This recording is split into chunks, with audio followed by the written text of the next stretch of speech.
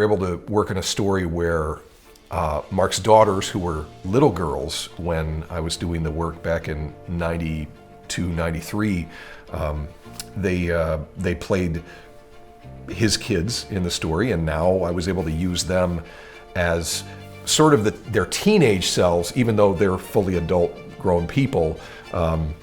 They're playing their same parts again, as he is taking his young daughters out in a story where he intersects with the world of superhumans, and in this case, the X-Men.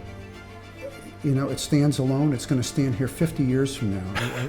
I told my kids back then, and they didn't get it because they were young. I said, you are like Judy Garland in The Wizard of Oz. I said, 50 years from now, people are going to be looking at this for the first time. You're always going to be that little girl in this incredible adventure, and you're always going to have this great experience, you know, to talk about, to live through, and they've got it, you know. Well, but they don't really get into it, though. No. Well, back then, it was a favor to a friend because I knew that he could paint to these books, and nobody was painting these books, and the stuff was fantastic. So the concept was great. So we were so happy to be able to do it, and you know, Alex came over and used the fax machine in the basement and everything, and you know, it was just a delight to be able to say this is going to be something when nobody knew him.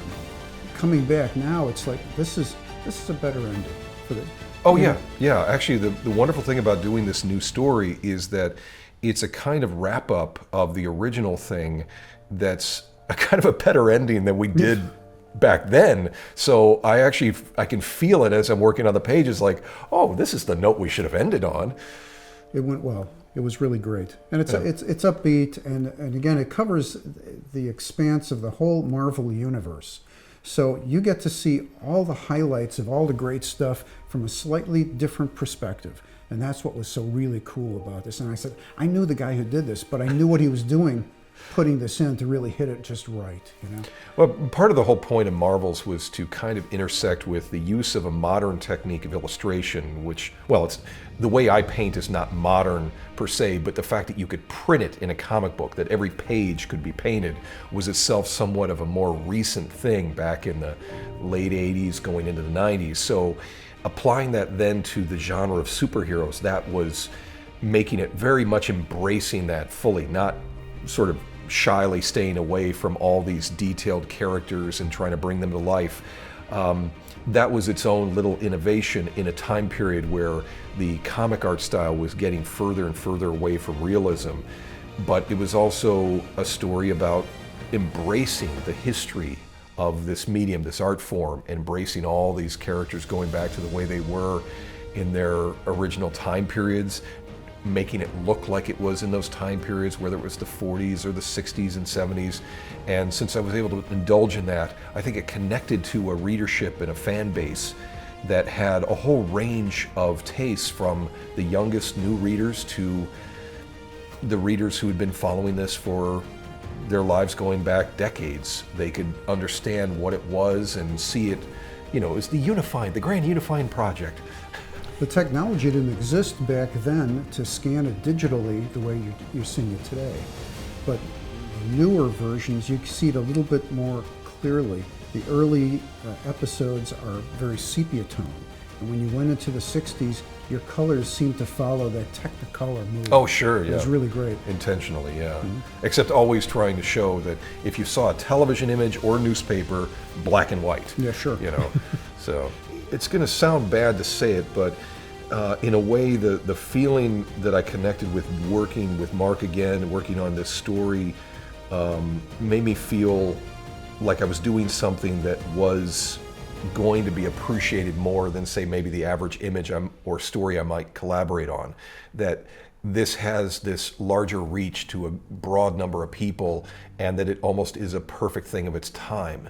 And I felt that way when I was creating the original series, that like, oh, everybody's going to love this forever, because you can feel that somebody's got to feel positive to get the work done, you know, and I was full of my own self-exuberance and self-importance, and I had a bit of that as a feeling again this time, is like, oh, this is really the right thing I should be doing. It's a good use of my time to be making this art, you know, to be reliving this experience with the same character and characters and returning to this space.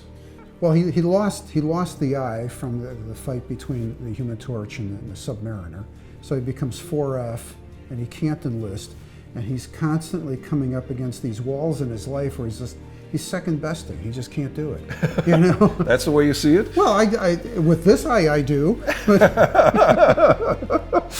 He's not going to use a ViewMaster to get this 3D image. Was he always feeling competitive with Peter Parker for all that great spots that Peter got of those shots of Spider-Man? I've got that great page where Peter Parker is bringing in the photos, and Jameson is going nuts over, look at these great things, making Spider-Man look horrible.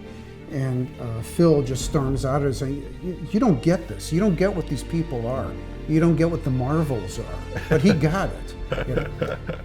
So we just did a photo cover for this new Marvel's epilogue book that features Mark for the first time in a professionally created photo that can be seen to examine, oh, this is exactly the guy as I've illustrated him. But of course the difference is 25 years ago in the series, the character was older, and I took Mark, a man who then in his 30s, and made him look older because he had, as a character, aged between the 1940s through the 1970s.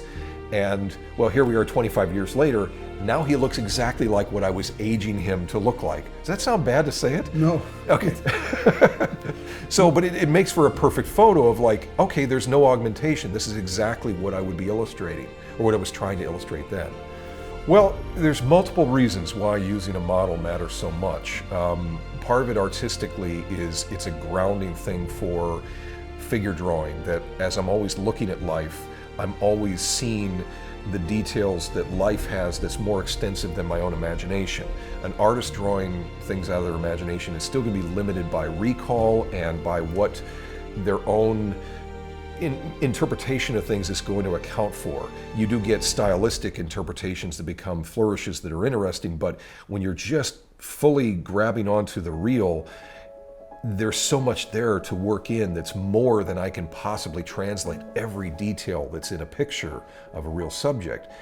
The other aspect that was so helpful from having real people, particularly somebody like Mark, to work with, is that I wasn't alone in this experience. I was seeing this person every month to go and take what was essentially 10 pages or 12 pages worth of photos for every month as I went through the issues, which themselves were 48-page stories. And, you know, I would have this interruption as the schedule went on, so that I would always intersect with a person who is informing the life of the character. And you know, it's like I was going to spend time with the real protagonists of my story. And so the fact that, like, of course, his daughter's posing for the character's daughters in the story, the other friends I had that would pose regularly as supporting cast members, all those interactions makes an artist's life less lonely and isolated, which it very much can be if all you're doing is just drawing whatever comes to mind from imagination. And that makes it more alive and more of a visceral experience.